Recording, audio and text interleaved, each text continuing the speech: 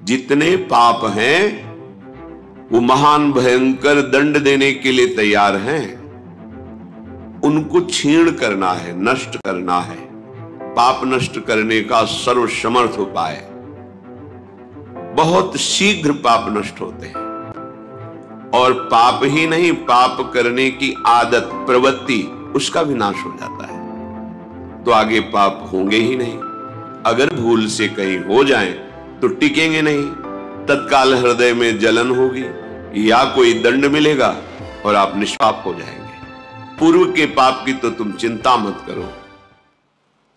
जो हमारा मन सुख की मांग कर रहा है वो ब्रह्मा के रचे हुए सुख से कभी तृप्त नहीं हो सकता।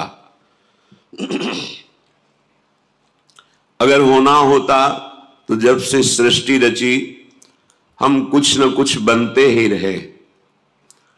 बहुत सी योनियों में गए, बहुत से भोगों को भोगा, बहुत से कर्म किए, पर जो मेरे मन की मांग है वो अभी तक पूरी नहीं हुई।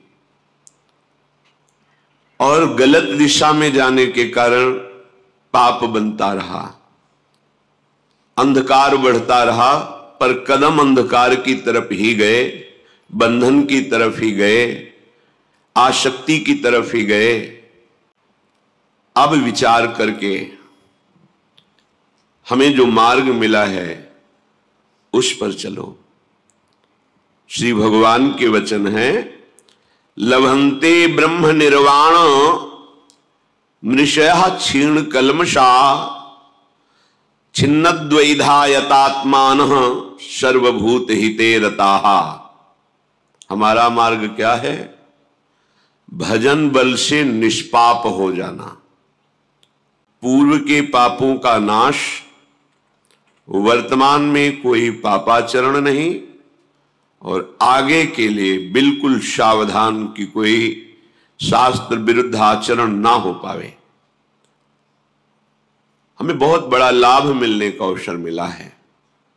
क्षीण कल्मषाहा, कल्मष, जितने पाप हैं वो महान भयंकर दंड देने के लिए तैयार हैं। उनको क्षीण करना है, नष्ट करना है। कैसे?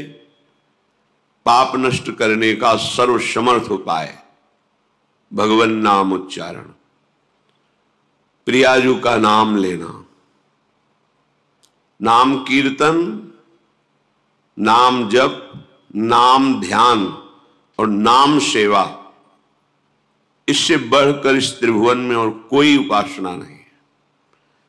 बहुत शीघ्र पाप नष्ट होते हैं, और पाप ही नहीं, पाप करने की आदत, प्रवृत्ति, उसका विनाश हो जाता है। तो आगे पाप होंगे ही नहीं।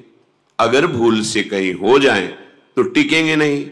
तत्काल हृदय में जलन होगी या कोई दंड मिलेगा और आप निष्पाप हो जाएंगे। क्षीण कल्मषाहा, यह हमें मन में बैठालना है कि हमारा प्रथम कर्तव्य है साधन मार्ग में निष्पाप होना। पूर्व के पाप की तो तुम चिंता मत करो। नाम संकीर्तनम यस्य सर्व पाप प्रणाशनम। ये जो हम राधा राधा राधा उच्चारण करते हैं, सर्व पाप का विनाश हो जाता है। आगे प्रभु कह रहे हैं, छिन्न द्वैधा। अब कोई हमें संशय नहीं होना चाहिए, हमें मार्ग मिल गया है जिसके सब संशय नष्ट हो गए हैं। ये विश्वास से होगा, बुद्धि लगाने से नहीं होगा। एक वैद्य डॉक्टर जब हमें दवा देता है तो हमको बिल्कुल ज्ञान नहीं होता कि कौन सा औषधि है, क्या है, कैसा है। बस डॉक्टर पर विश्वास करते हैं और उसके कथनानुसार, नियमानुसार हम औषधि सेवन करते हैं। ठीक ऐसे ही सदगुरु की बात मानी जाती है। सदगुरु वैद्य वचन विश्वासा, संयम यह न विषय की आशा। कोई संशय नहीं। जैसे कोई वृंदावन आवे और उसके मन में है कि मैं बांके बिहारी लाल जू, राधा वल्लभ लाल जू, सेवा कुंज, निधिवन, राधा रमण जू, राधा दामोदर जू, इन सब के दर्शन करना चाहता हूं। फिर होगा कि कोई हमें दर्शन कराने वाला मिले। तो यहाँ के कृपालु जो तीर्थ पुरोहित जन हैं, वो आओ हम तुम्हें सब जगह दर्शन कराते हैं। हम उनके पीछे पीछे चल देते हैं। वो छोटी छोटी गलियों से होते हुए संपूर्ण वृंदावन की महानिधियों का दर्शन करा देते हैं। बिना उनके हमें पता ही नहीं कहां निधिवन राज है, कहां सेवा कुंज है, कहां हमारे प्रभु की कौन कौन सी लीलाएं हुई हैं। ऐसे ही इस माया प्रपंच में हमें पता ही नहीं कि मेरा सतमार्ग कौन है, कहां से मुझे जो मन की मांग है वो शांत हो जाएगी, मन की मांग पूर्ण हो जाएगी। पूर्णता का मतलब विश्राम ही नहीं, परम विश्राम। मन एकदम विश्राम प्राप्त कर लिया। संशय नहीं रखना है।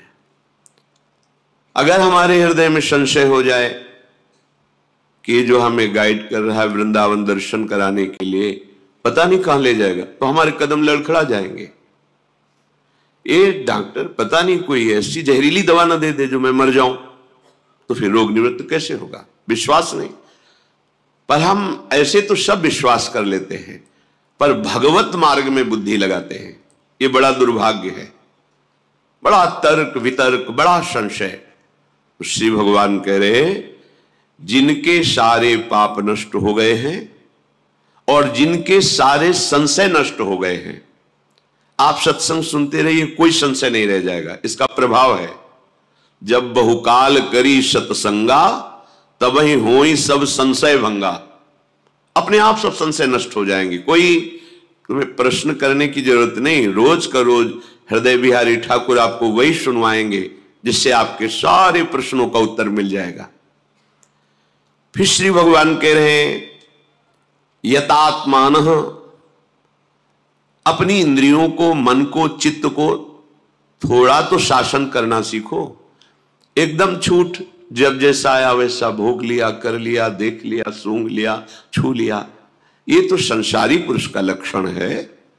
अध्यात्म मार्ग के पथिक को दानता, मन को वश में करने वाला, दम, इंद्रियों का निग्रह करके दमन करने वाला बहुत कठिन लगता है, क्योंकि अभी तक अभ्यास रहा है, जहां जैसी प्रेरणा हुई वैसा कर बैठे।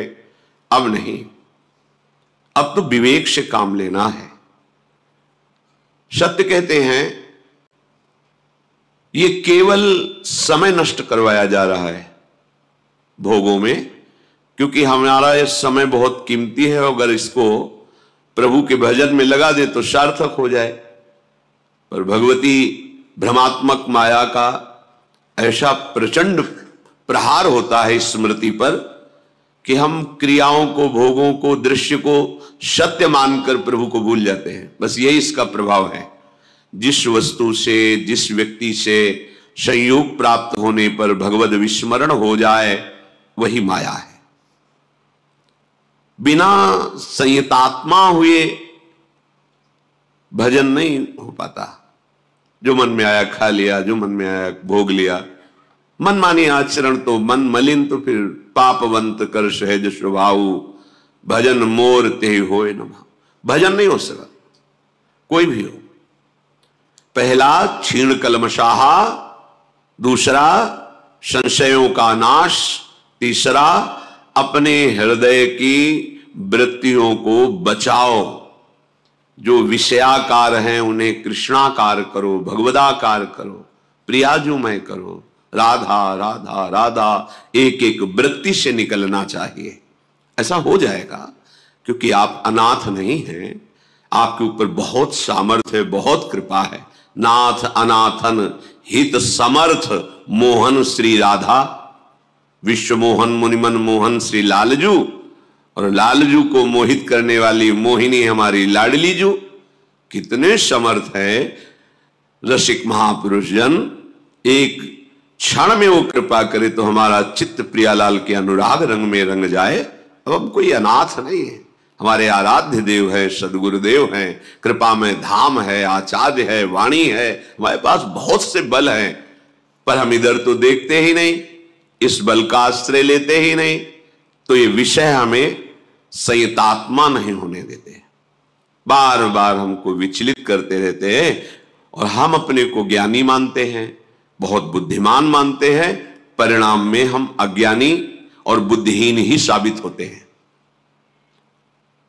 श्री भगवान कह रहे हैं कि जो ऐसा प्राणी है कि दूसरों को सुख पहुंचाने में सुख का अनुभव करता है, सर्वभूत हिते रताहा, समस्त प्राणी, कोई भी प्राणी हो उसका चिंतन होता है कैसे इसको सुख हो।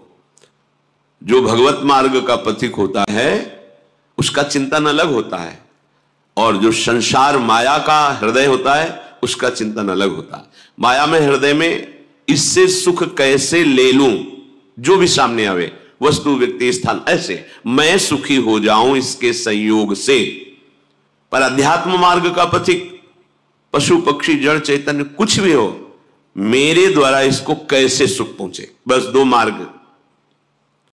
सर्वभूत हिते रताहा, समस्त भूत जो हमारे सामने है उसको मधुर वचन के द्वारा, क्रियाओं के द्वारा, चिंतन के द्वारा हम उसको सुख पहुंचाएं। ऐसा हृदय जहां निष्पाप हुए, संशय रहित हुए और अपनी इंद्रिय और मन को शासन में किए, सबके सुख में सुखी रहने वाला भाव बना, तो लभंते ब्रह्म निर्वाणो, वो निश्चित ब्रह्म पद का लाभ प्राप्त कर लेता है। जहां अखंड प्रसन्नता है, ब्रह्मभूता प्रसन्नात्मा न सोचति न कांक्षति, कोई शोक नहीं, कोई चिंता नहीं, कोई इच्छा नहीं, कोई वासना नहीं। क्यों? लभंते ब्रह्म निर्वाण, उसके हृदय में ब्रह्म पदवी प्रकट हो गई, स्वरूप अनुभव हो गया। जो हमें भगवत प्राप्ति में बाधा पहुंचा रहे हैं ये विकार ही हैं और कोई नहीं है। कोई हमें बाहरी बाधा परास्त नहीं कर सके। कुछ नहीं भय होता, पर भय लगता है जब गलती हो जाती है, अधर्माचरण बन जाता है, तो कोई भले ही हमारी तरफ प्यार भाव से देख रहा है, ये देख ऐसे क्यों रहा है, भले कोई परस्पर बात करके इसने हमारी हंसी उड़ाई, बेमतलब अपने आप को पीड़ित करता रहता है। बेमतलब ये वहीं से आ रहा होगा, उसी से मिलके आ रहा होगा, बेमतलब मन जो है उसको दंड देता रहे, भय, संशय, चिंता, विषाद, इसी से छूटने का हमें अवसर मिला है। काम क्रोध वियुक्तानाम यतीनाम यत चेतसाम अभितो ब्रह्म निर्वाणम वर्तते विदितात्मनाम।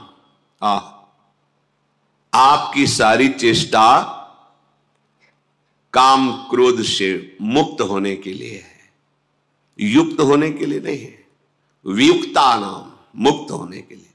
हम क्या करते हैं? अध्यात्म के पथिक है, हम बढ़ावा दे रहे हैं, जो हमारा कल्याण करने में भारी बाधक है उसको हम सपोर्ट कर रहे हैं, उसको बढ़ावा दे रहे हैं। कैसे हम भगवत मार्ग को प्राप्त करें? थोड़ा तो विचार करो। जो हमें महादुख में घसीट रहा है उसी को हम और सहयोग दे रहे हैं, और जो हमें वचन के द्वारा, संकल्प के द्वारा, चेष्टाओं के द्वारा महासुख की तरफ ले जा रहा है, हम उसमें प्रतिकूलता का अनुभव करते हैं, हम उसमें दोष दर्शन करते हैं। उस अभेद हृदय को हम भेद भावना से देखते हैं। बड़ी विपरीत दशा माया ने प्रकट कर दी है। अभी तो ब्रह्म निर्वाणम, वो मोक्ष पदवी को, ब्रह्म पदवी को, वो भगवत साक्षात्कार पदवी को प्राप्त हो जाता है।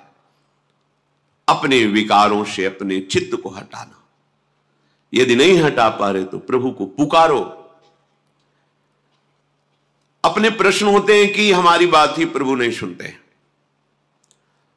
महापुरुषों का अनुभव, कई लोग ये शिकायत करते हैं कि प्रभु को हमने बहुत पुकारा पर कोई उत्तर नहीं मिला, प्रभु ने हमारी बात नहीं सुनी।